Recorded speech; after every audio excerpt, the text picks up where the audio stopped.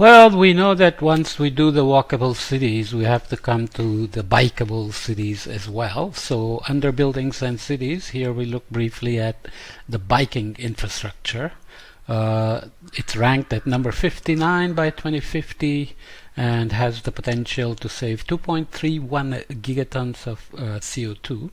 The net benefits achieved over a lifetime is estimated at $2.03 trillion. So the net cost shows up as a negative number, with the net savings by 2050 is at 400.5 billion US dollars. Obviously here infrastructure needed for cars, parking, roads, fuel, etc., without even including the co-benefits of biking, gets us a good saving. This is, of course, one can expect Copenhagen to come up at the top of this list. It's quite famous for its biking population, which is very fanatic. Many tourists get screamed at if they don't know how to cross the road or how to stay out of the way of these bicycle riders. Copenhagen is considered the most livable city in the world, in no small part because it's the most bike-friendly city. Expensive as hell, but hey. 30% of Copenhageners ride to work, school and market on 18 miles of bike lanes and along 3 bicycle superhighways connecting Copenhagen to its outlying suburbs. 23 more such highways are currently in the works. Like virtually all European cities, Copenhagen was bicycle friendly for much of the 20th century. The bike was only invented in the 19th century as a hobby for sporty men and then got taken over by women, and Susan B. Anthony said bicycle was nobody did more for women's freedom and emancipation than bicycles did. So after the Second World War and into the 1960s, the city became polluted and congested with car traffic.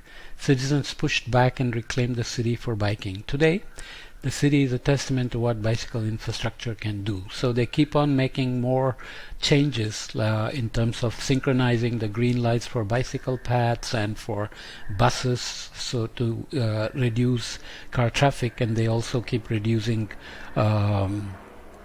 parking spots for cars so that driving becomes really inconvenient. This is just a few photos I took from the magazine here, Business Insider, which took the images from a report on the top 10 most bicycle-friendly cities in the world. As you can imagine, Antwerp, in Netherlands you get, I think, Amsterdam, Utrecht, and somebody else, Vienna, Austria, Copenhagen. I'm just pointing randomly, I'm not sure which one is which. This is me and Ravenna riding this little buggy on a bicycle in Copenhagen with Professor Marcus Jochem driving us from my hotel to his place for dinner, I think. Lovely, right? US remains rather unfriendly to bicycling in most ways, except for a couple of cities, but even those are not terribly friendly. The trend, though, this is from a census data in the US, bicycling to work is increasing.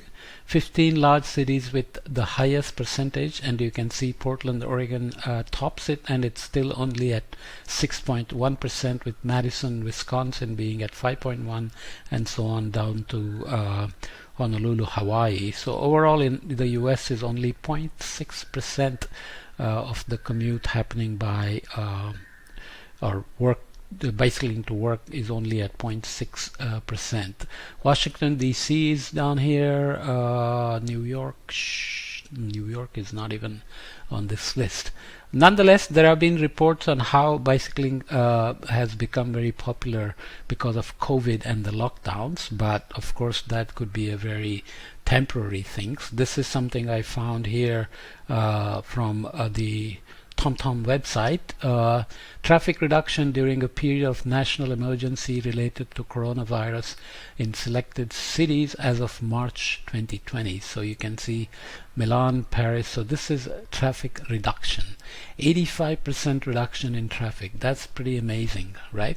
Paris also above. So all these cities, Barcelona, Madrid, Rome, Paris, Milan, are all above 80%. There are several cities above 70% and a couple of them in the 60s.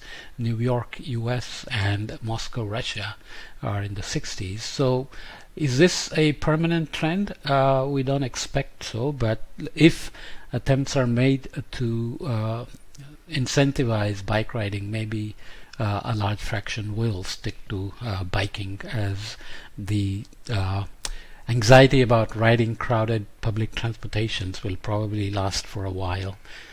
Well, maybe not in the US, but at other places. In 2014, 5.5% of urban trips around the world were completed by bicycles. In some cities, bicycle mode share was over 20%. So the ride sharing programs in various places, including many in India and of course very widely used in China, are very popular, and they encourage bike riding, so especially on campuses, small towns, friendly neighborhoods, and so on. So bicycle mode share was over 20%. We assume a rise from 5.5% to 7.5% of urban trips globally by 2050. So that's not a massive increase, but hopefully it'll do much better than that. This will displace 2.2 trillion passenger miles traveled by conventional modes of transportation and avoiding 2.3 gigatons of carbon dioxide emissions.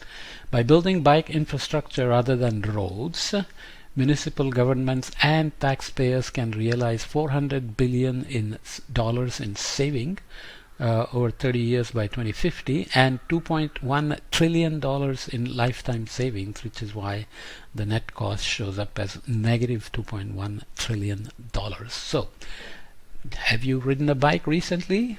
Time to do it. Now bicycles are getting much better, lighter, stronger, more efficient, of course also more expensive, but in countries like India you can still find very affordable bicycles. Of course many people do ride despite the hazards of traffic, so as car ownerships go up and roads get better, actually the speed with which traffic moves is getting faster, and this can be actually somewhat hazardous to riding bicycles in many places.